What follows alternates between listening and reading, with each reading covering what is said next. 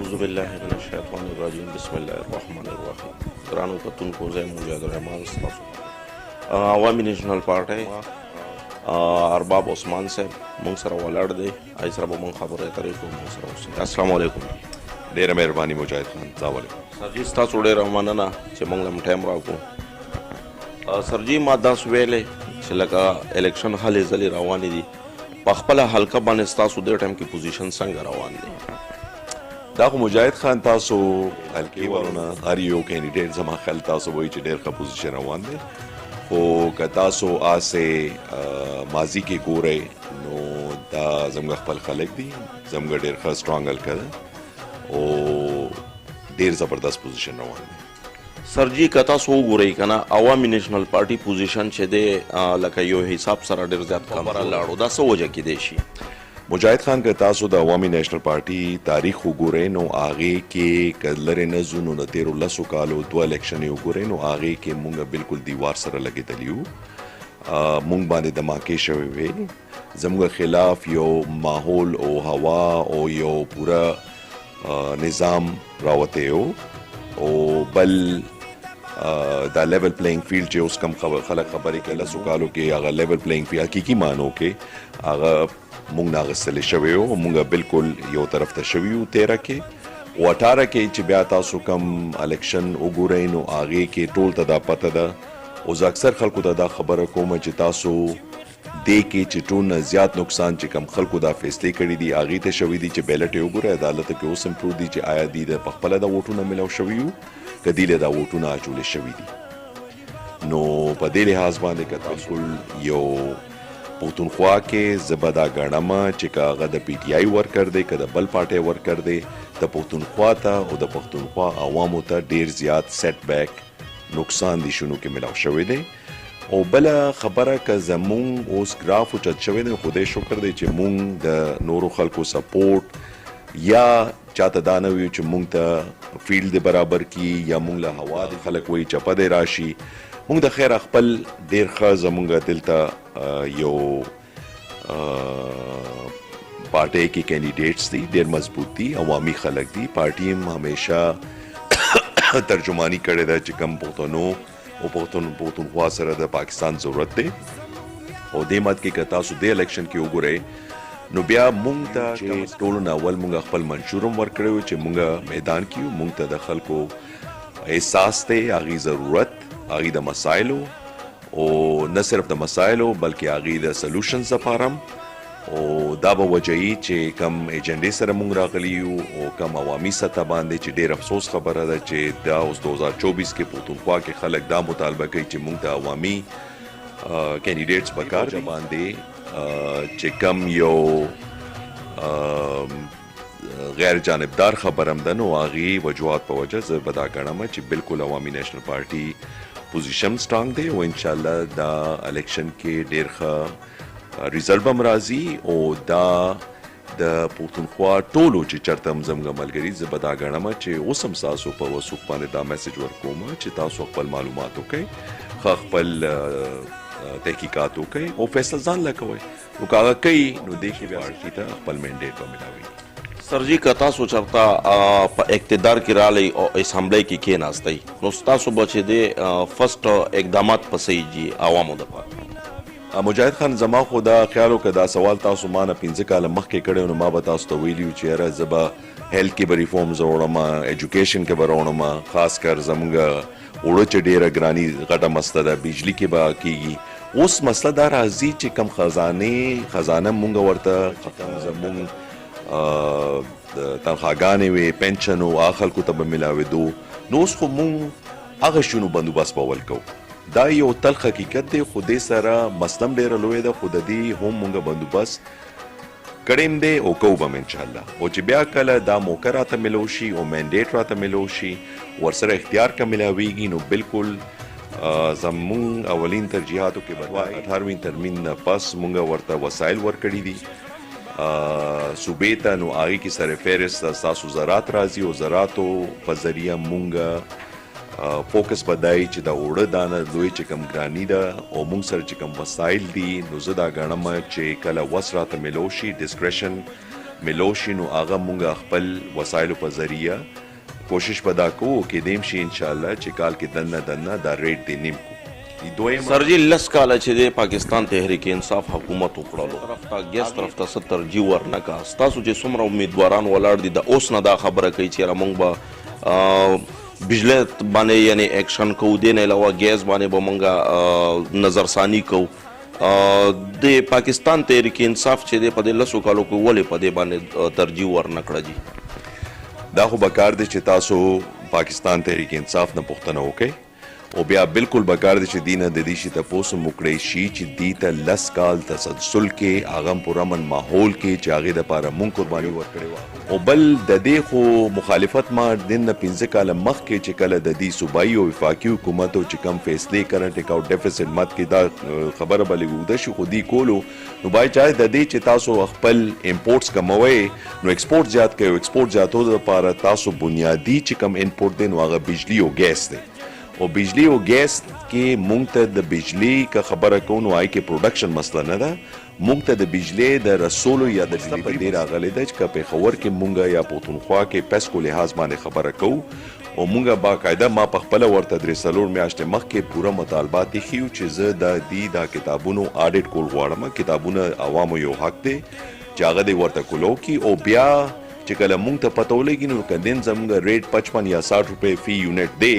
نو هغه غټه وجه دا ده چې مونږ ته تقریبا 40% 50% یا کې دیش نور ځونو کې په خبر کې اوس 40% خلکو میټر لګولي دین اندازو لګوي چې هغه ځای کیږي نو میټر اوس پورې ولې نه دی لګیدلې دا سوال بم تاسو کو غواړي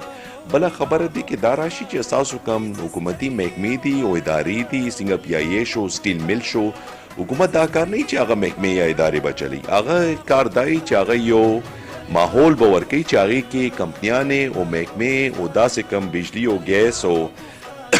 پی آی ای او دا شونه راځي نو هغه دی هغه کې خپل ډیولپمنٹ کوي نو مونږ سره زدا غنم چې ډیر زبردست ریسټرکچرینګ چې د دې مونږه د باندې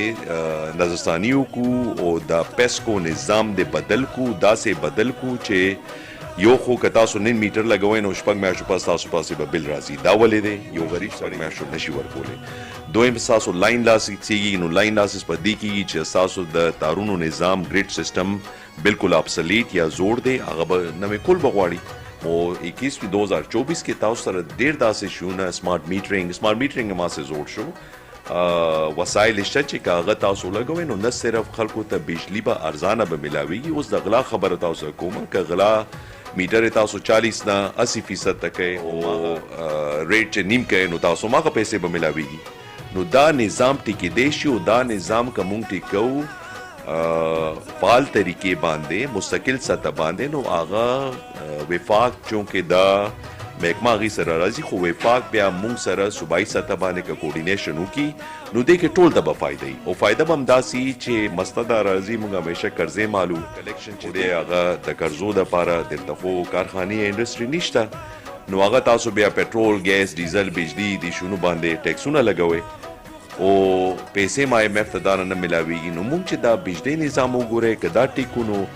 خلکو ته بجلی به مرزانه ملاويږي لوډ شیډینګ هم کم شي او تاسو خزانه ته زیاتې پیسې به راځي اومدې سره که د ګیس خبره کوم نو مونږ سره اولنا پښتونخوا کې زموږ د سدرن بیل کې او مړو سره چې دا علاقه 50 کروڑ بیرل تیل دریافت شوی دی او ساينس دا وایي چې چرته تیل یالته ګیس همي 12-13 کرب کیوبیک فوټ ګیس هم دریافت شوی دی سوال به دای جو سپری چې دریافت شوی دی نو د دې پیداوار ولې نه شوی چې کله تاسو پروډکشن وکړي نو د دې تاسو په خپل وګورئ چې ګیس به ملاويږي هغه مونږه کارخانه سازي د پرم ضروری دی ریټونه به کم شي سپلای به کیږي او مونږ دا شی نشو غنلې چې بنیاد مسایلو د معیشت دی او معیشت باندې بغیر د پاکستان کې چې کتا سر پارلیماني حیثیت نه تاسو کار نشي کولای او پارلیمان کې چې کم ایم پی ای یا ایم این ای هغه بنیادی ځمېداري تا جوړیږي چې په ټایم باندې د لپاره داسې نظام دی جوړ کی او داسې پالیسیان دی مرتب کی چې هغه په ذریعہ مونږ کم از کم دا خپل بنیادی شونه چې هغه کې سره پیرس اساسو مهنګای ګیس او بجلی راځي زما پوره یقین سیکټرز کې کارم کړی دی چې دا ټیکې دی شي خو هغې کې مونږ ته سم کسان سم ځي کې سم ټایم باندې پکار دي چې دا ډیسیژنز کولی شو بیا هغې باندې مونږ یو خو بدقسمتي سره الکبنیانې اوس زموږ یو ضرورت هم دی کم طرز باندې سم کیږي یا نه کیږي بله خبره ده خو اوس چې کم علاقه کې تاسو ناسې دا پی کې 75 دی چې هغې باندې زه الیکشن کومه لګیا یم خو ما سره 74 چې کم بیل شو نو زما دا نه کلي 74 کې چې سانه 75 کې دي او ما سره چې کم د علاقې په سطح ملګري دي نو سیستم باندې زما طریقې کار باندې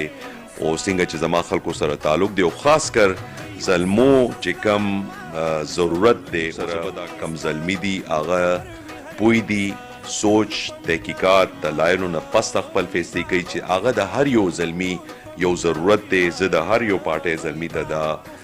پیغام رسول غواړم چې خپل معلومات وکړي خپل تحقیقات وکړي او بیا داسې سړي تعین وکړي چې کم سړی تاسو لګی چې هغې کې څه وثوق وي څه اهلیت وي چې هغه ستاسو بیا فعال سطح باندې فعال طریقه باندې پارلیمان کې ترجمانی دی کولی شي او مونږ نور داسې غلطیانې برداشت کولی نشو چې افسوس سره مونږ دا اوس وایو چې مونږ ته عوامي کسان پکار دي آیا تاسو پی ټی آی والا دا خلک چې کم رالل ډیر زبردست موقع ملو شوی او بینک یا حلقې سره تعلق وو او پارلیماني نظام کې چې کله ستاسو د خلکو خاص کر غریبانو او بیا د ظلمو داسې نمایندګي څوک نه کوي نو نقصان هم هغې ته رسي نو زما پیغام ټولو ته دا دی چې دا ووټ چې دی هغه ټیک دی مونږ ولاړ یو مونږ باندې تاسو یو ذمواري اچولې ده خو دا ووټونه هغې دي خپل معلومات وکړئ ماضي کې مو ګورئ چې کله خلکو ته دا موقع ملاو شوی چې هغې څه کړي دي بیا هغې اهلیت مو ګورئ